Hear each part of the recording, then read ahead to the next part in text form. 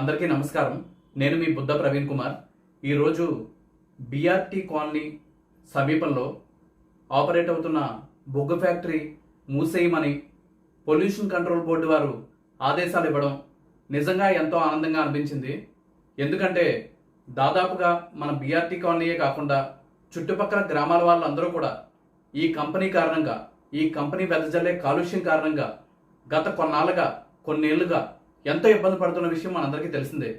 దీని విషయంలో ఇటీవల కాలంలో మొత్తం మన కాలనీ ప్రజలంతా, అలాగే చుట్టుపక్కల గ్రామాల ప్రజలంతా రోడ్ల మీదకు వచ్చి మహిళలు, వృద్ధులు, పిల్లలతో సహా ప్రతి ఒక్కరూ కూడా కంపెనీ ముందుకు వెళ్ళడం, ధర్నా చేయడం, రాస్తారోకో చేయడం, నిరసనలు వ్యక్తం చేయడం మనందరికీ తెలిసిన విషయమే. అయితే అన్నింటికంటే ముఖ్యమైన విషయం ఏంటంటే, మనకు ఏదైనా ఒక సమస్య వస్తే ఆ సమస్యని ఏ విధంగా పరిష్కరించుకోవాలి అనే విధానం తెలియాలి. సాధారణంగా మనం ఏదైనా కూడా రాతపూర్వకంగా మాత్రమే ఫాలో అవ్వాలి. మనం ఉద్యమం చేసి కనీసం ఫిర్యాదు ఇవ్వకుండా ఉంటే అది ఎలా ఉంటుందంటే, ఎప్పుడన్నా కూడా కంప్లైంట్ ఇచ్చాక, వాళ్ళు ఇచ్చిన సమాధానం చూశాక, రాతపూర్వకంగా మన దగ్గర ఉన్నాక మనం ప్రొసీడ్ అయితే ఏదైనా కూడా లీగల్గా రేపు పొద్దున్న ఆ కంపెనీ వాళ్ళు వెళ్ళినా, వేరే ఎవరైనా వెళ్ళినా దానికి ఒక అథారిటీ ఉంటుంది. కాబట్టి ఈ విషయంలో మొత్తం మన గ్రామస్తులు, చుట్టుపక్కల గ్రామస్తులు అందరూ కూడా కథలు వెళ్ళి అంత గట్టిగా పోరాడడం కానీ, లేకపోతే ఏకతాటి మీద ఉండడం కానీ, ఒక మాట మీద ఉండడం కానీ నిజంగా చాలా అభినందనీయం. అయితే అందరూ పడుతున్న ఇబ్బందిని చూసి నా మనసుకు అనిపించింది, ఇది డెఫినెట్గా నిజంగా గ్రామ సమస్య అని. ఆ గ్రామ సమస్య నాకు ఎప్పుడైతే అనిపించిందో, పొల్యూషన్ కంట్రోల్ బోర్డు వారికి మార్చి 18వ తేదీ ఒక కంప్లైంట్ పెట్టడం జరిగింది.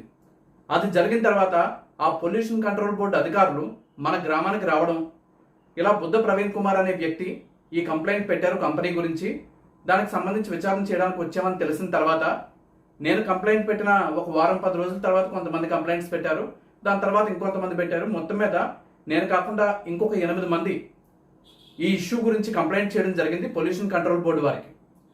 దాని తర్వాత పొల్యూషన్ కంట్రోల్ బోర్డు వారు మొన్న 15వ తారీఖున ఈ కంప్లైంట్ పెట్టిన వారందరినీ హియరింగ్కి పిలవడం జరిగింది. అప్పుడు మేము వైజాగ్లో ఉన్న పొల్యూషన్ కంట్రోల్ బోర్డు ఆఫీస్కి వెళ్ళడం జరిగింది.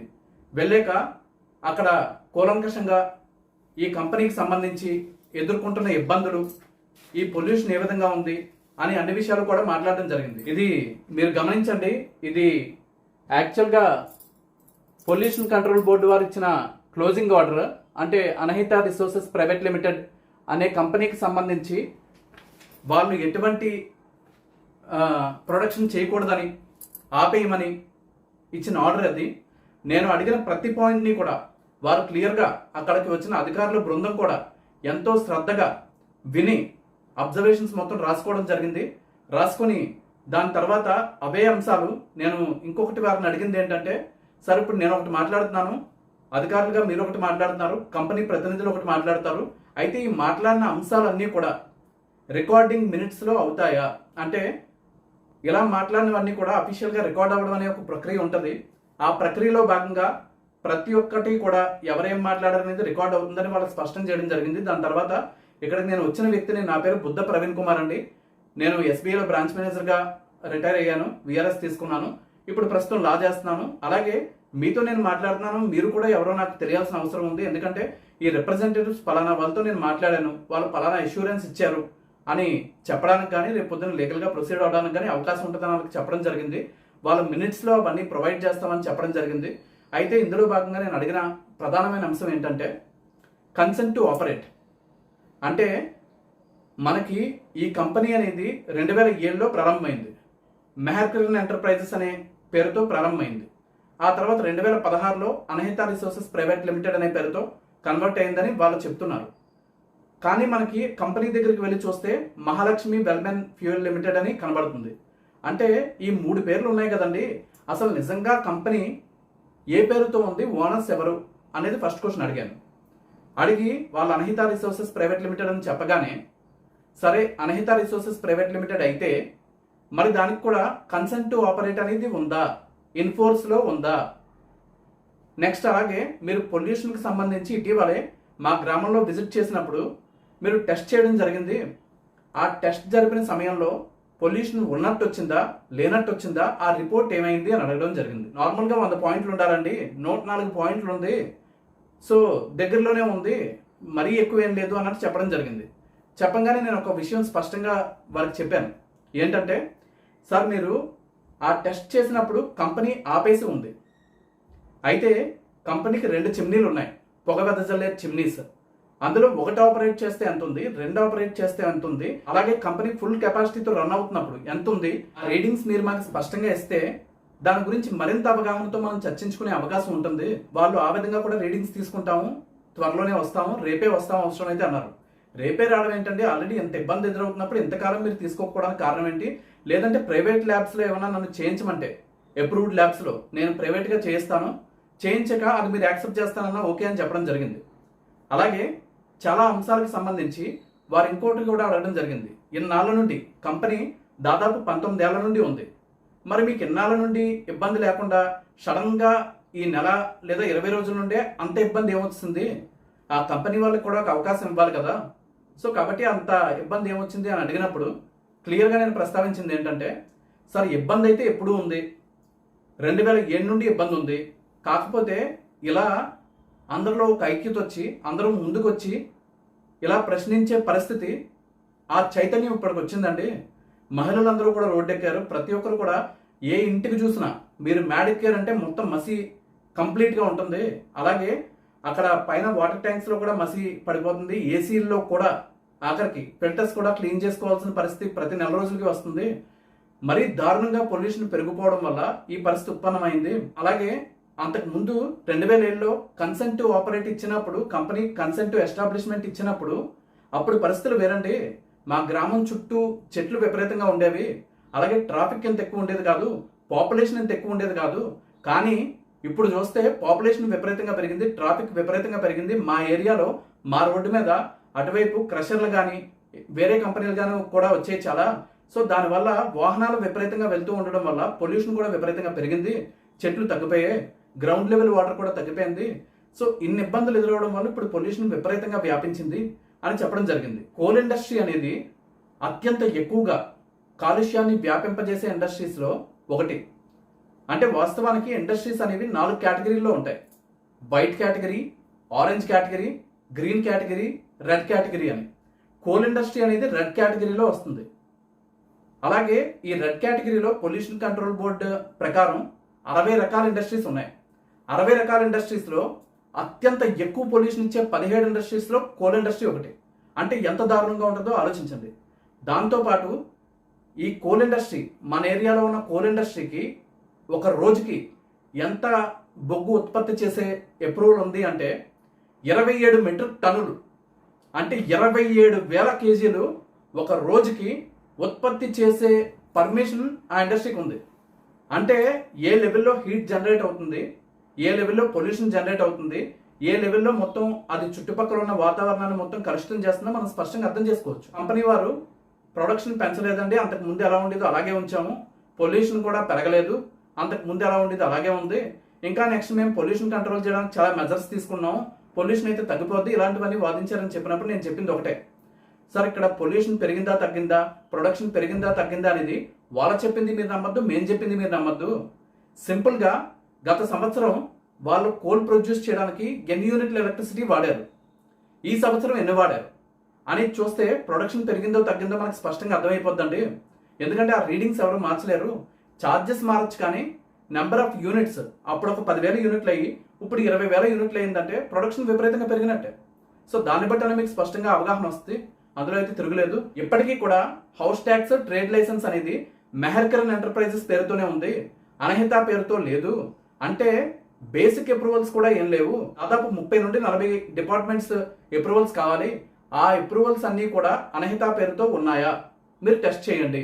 ఆ కంపెనీకి సంబంధించి ఇప్పటి వరకు పొల్యూషన్ కంట్రోల్ బోర్డు వారు చేసిన తనిఖీల్లో 11 రకాల ల్యాప్సెస్ కనిపించాయి. అంటే 11 రకాల రూల్స్ వైలేషన్స్ కనిపించాయి. ఆ 11 రకాల రూల్స్ వైలేషన్స్ కూడా నేను పెట్టిన క్లోజింగ్ ఆర్డర్లో స్పష్టంగా మెన్షన్ చేస్తున్నారు. వారు ఇంకొక విషయం కూడా అడగడం జరిగింది, మీరు పొల్యూషన్ కంట్రోల్ బోర్డుకి పెట్టారండి బాగానే ఉంది, మిగతా డిపార్ట్మెంట్లకి మీరు పెట్టారా అని అడిగితే నేను మొత్తం అన్ని డిపార్ట్మెంట్లకి పెట్టడం జరిగిందండి, అలాగే నార్మల్గా సుప్రీంకోర్టు అనేది అన్నింటికన్నా ఉన్నతమైన న్యాయస్థానం. అలాగే ఎన్విరాన్మెంట్కి సంబంధించి నేషనల్ గ్రీన్ ట్రిబ్యునల్ అనేది అన్నింటికన్నా ఉన్నతమైన న్యాయస్థానం. ఎన్జిటిలో కూడా ఈ కేసు ఫైల్ చేయడం జరిగింది.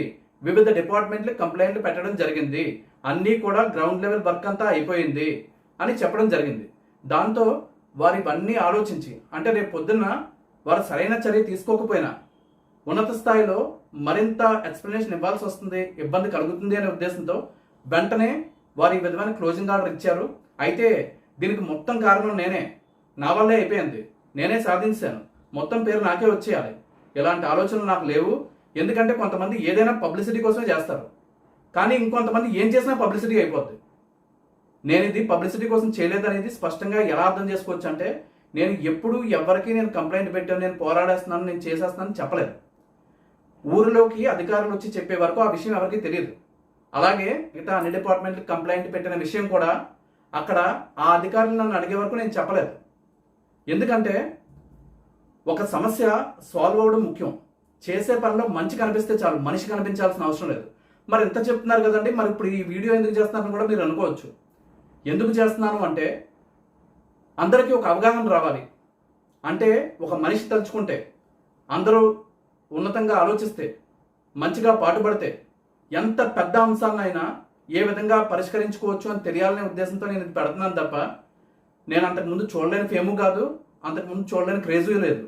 ఏదైనా కూడా ఒక విషయం జనాల్లోకి తీసుకెళ్ళడం, అవగాహన కల్పించడం ముఖ్యం కాబట్టి ఈ వీడియో చేయడం జరుగుతుంది. అంటే ఎప్పుడైనా కూడా ఏదైనా ఒక సమస్య వస్తే మనలో మనం మాట్లాడుకున్న తర్వాత, రాతపూర్వకంగా మనం వెళ్ళిన తర్వాత ఏ సమస్యకైనా మనం ముందుకు వెళ్ళాలి తప్ప, ముందు వెళ్ళిపోయి కంపెనీ మీద వెళ్ళిపోయి లేకపోతే ఇంకొకరి మీద వెళ్ళిపోయి వాళ్ళ మీదకు వెళ్ళడం వల్ల ఏ విధమైన పరిష్కారం రాదు. ఇప్పుడు మన వాళ్ళు 2 సార్లు వెళ్ళేటప్పటికీ అక్కడ కంపెనీ దగ్గర బోర్డు పెట్టారంట, ఎవరైనా కూడా ప్రవేశిస్తే వారి మీద చర్య తీసుకోబడను అని. అలాంటి పరిస్థితి మనం తెచ్చుకోకూడదు, మనలో ఏ ఒక్కరు ఇబ్బంది పడకూడదు. రాతపూర్వకంగా ఆధారాలన్నీ మన దగ్గర ఉన్నాక మనం ఎలాగైనా వెళ్ళచ్చు. సో ఏ విషయంలో అన్నా కూడా ఒక ప్రొసీజర్ అనేది చాలా ముఖ్యం. మనం ఎప్పుడు కూడా చట్టాన్ని మన చేతిలోకి తీసుకోకూడదు, చట్టాన్ని గౌరవించాలి. సో ఇది చెప్పడం నా ఉద్దేశం. ఎప్పుడైనా కూడా ఒక విషయాన్ని ఒక మంచి ఉద్దేశంతో మనం ముందుకు తీసుకెళ్తే, బాగా మాట్లాడితే, సబ్జెక్ట్ని కరెక్ట్గా ప్రజెంట్ చేస్తే రిజల్ట్ ఏ విధంగా వస్తుందో ఒక టీం వర్క్ ఎగ్జాంపుల్ ఇది. సో దీనిలో కూడా కొంతమంది కోడిగుడ్డు మీద వెంట్రుకలు పీకి వాళ్ళు, ఇలాంటి వాళ్ళు ఉంటారు. సో అలాంటి వాళ్ళకి నేను ఒకటే చెప్తున్నా, దయచేసి కన్నా మారండి. నేను వ్యక్తిగతంగా ఏ ఒక్క వ్యక్తిని విమర్శించదలుచుకోలేదు కాబట్టి నేను మాట్లాడలే. కానీ ఎప్పుడైనా కూడా మన ఆలోచనలు ఉన్నతంగా ఉండాలి తప్ప దిగజారుడుగా ఉండకూడదు. అలాగే ఈ కంపెనీకి సంబంధించి ఈ కంపెనీ మూసేయాలని, ఈ కంపెనీ వల్ల మనకు చాలా నష్టం జరుగుతుందని, మన ఆరోగ్యాలు దెబ్బతింటున్నాయని పోరాడే క్రమంలో భాగంగా నాకు పరిచయం ఉన్న ఎంతోమంది నాతో మాట్లాడినప్పుడు ఒక మాట అన్నారు. ఏంటంటే, ఈ ఉద్యమం ముందుకు సాగదండి, అసలు ఇది జరగదండి, క్లోజింగ్ ఆర్డర్ రాదండి, రకరకాలుగా మాట్లాడుతూ గతంలో ఏం జరిగిందో మీకు తెలుసా అనే దగ్గర మొదలెట్టారు. నేను ఒకటే చెప్పాను, గతంలో ఏం జరిగింది అనే వివరాల్లోకి నేను వెళ్ళడం కంటే ప్రస్తుతం ఏం చేద్దాము అనే కార్యాచరణలోకి వెళ్ళడం ముఖ్యం అని చెప్పాను. ఎంతోమంది యువకులు స్పందించారు, మహిళలు స్పందించారు, అన్ని వర్గాల వాళ్ళు, కుల మత వర్గ వైషమ్యాలకు అతీతంగా అత్యద్భుతంగా స్పందించడం, ఐక్యంగా నిలబడడం వల్లే మనకి ఈ విజయం సాధ్యమైంది. అయితే ఇక్కడ ఇంకో ముఖ్యమైన విషయం ఏంటంటే, ఎయిర్ పొల్యూషన్ యాక్ట్ అలాగే వాటర్ పొల్యూషన్ యాక్ట్ అని 2 యాక్ట్స్ ఉన్నాయి. ఆ 2 యాక్ట్స్లో భాగంగా ఇప్పుడు కంపెనీ కనుక ఈ నిబంధనలు అతిక్రమించి క్లోజ్ చేయకుండా ఇంకా ఆపరేట్ చేస్తే కనుక ఎయిర్ పొల్యూషన్ యాక్ట్ని బట్టి గరిష్టంగా 6 ఏళ్ల జైలు శిక్ష, అలాగే వాటర్ పొల్యూషన్ యాక్ట్ని బట్టి గరిష్టంగా 6 ఏళ్ల జైలు శిక్ష, మొత్తం 12 ఏళ్ల పాటు జైలు శిక్ష పడే అవకాశం కూడా ఉంది. అయితే ఈ పోరాటంలో భాగంగా మనం ఎంత గట్టిగా పోరాడుతున్నామో, మన ప్రాణాల మీదకి వచ్చిన సమస్య కాబట్టి, మన ఆరోగ్యాల మీదకి వచ్చిన సమస్య కాబట్టి, అదేవిధంగా కంపెనీ వాళ్ళు కూడా వాళ్ళ ఉనికి గురించి, వాళ్ళ ప్రెస్టేజ్ గురించి, వాళ్ళు పెట్టిన ఇన్వెస్ట్మెంట్ గురించి, వాళ్ళ సంస్థలో ఉన్న ఉద్యోగుల గురించి, వీళ్ళందరి గురించి కూడా ఆలోచిస్తారు. సో మనకి ఏదో ఒక ఆర్డర్ రాగానే విజయం వచ్చినట్టు కాదు, ఆర్డర్ ఇంప్లిమెంట్ చేసుకునే విధంగా మనం ఓపికగా జాగ్రత్తగా పోరాడాల్సిన అవసరం ఉంది. దీని విషయంలో అందరం కలిసికట్టుగా వెళ్దాం. వ్యక్తిగతంగా మాట్లాడుతూ, వ్యక్తిగతంగా ఆలోచిస్తూ, వ్యక్తిగతంగా ఏమాత్రం కూడా విలువలేని వ్యక్తులు ఒక గొప్ప స్థాయిలో ఉన్న వ్యక్తుల గురించి కూడా వాళ్ళు ఏదైనా మంచి పని చేస్తే మాట్లాడుతూ ఉంటాం. మనం సహజంగా అందరి విషయాల్లో చూస్తూ ఉంటాం. సో అలాంటివన్నీ పక్కన పెట్టి అందరితో కలిసి పని చేయడానికి నేను సిద్ధంగా ఉన్నాను. గ్రామానికి మంచి జరిగే విషయాల్లో పొల్యూషన్ కంట్రోల్ బోర్డులో హీరింగ్కి మేము 15వ తారీఖున వెళ్తే 16వ తారీఖు కల్లా క్లోజింగ్ ఆర్డర్ రావడం అనేది నిజంగా నేను కూడా ఊహించలేదు. ఆశ్చర్యపోయాను, చాలా ఆనందపడ్డాను. ఎంతోమంది ఫోన్ కాల్స్ కానీ ఇవన్నీ చేస్తూ అప్రిషియేట్ చేస్తూ, సార్ నిజంగా మీ ఏరియాలో ఇలాంటి విజయం వస్తుందని మేము ఊహించలేదు, గతంలో ఎప్పుడూ జరగలేదు, ఇలా జరగడం మాత్రం నిజంగా ఒక సంచలనమని చెప్పుకోవాలని అందరూ అంటూ ఉంటే చాలా హ్యాపీగా అనిపిస్తుంది.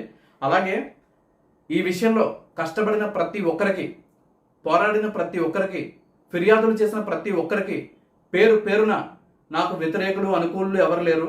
మన ఏరియాలో ప్రతి ఒక్కరూ నన్ను శత్రువుగా భావించే వాళ్ళు కూడా నా వాళ్ళని నేను అనుకుంటాను. కాబట్టి ఇలాంటివేమీ దృష్టిలో పెట్టుకోకుండా ప్రతి ఒక్కరిని అభినందిస్తున్నాను. నిజంగా చాలా మంచి పోరాటం చేశాం, ఘన విజయం సాధించాం. ఇలాగే భవిష్యత్తులో మరిన్ని విజయాలు మన అందరం కలిసి ఉమ్మడిగా ఐకమత్యంగా సాధించాలి. మన గ్రామాన్ని, మన ప్రాంతాన్ని అభివృద్ధి చేసుకోవాలని మనస్ఫూర్తిగా కోరుకున్నాను. Thank you.